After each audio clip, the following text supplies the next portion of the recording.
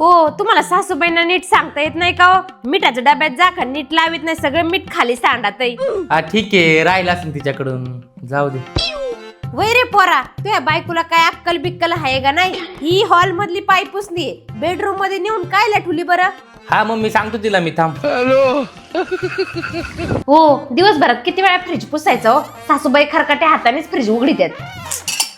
अगं घे पुसून, मी आईला कसं काय बोलू शकतो बरं? ते बरं वाटेल का आईला बोललेलं?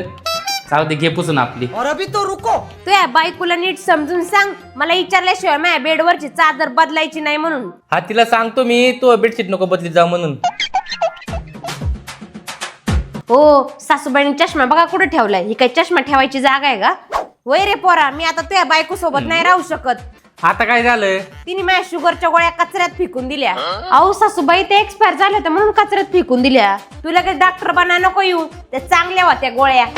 भगवान, सासूबाई, तुम्हाला फक्त बांधणच करता येते. तू काय माझी इथं सासू बना आली काय?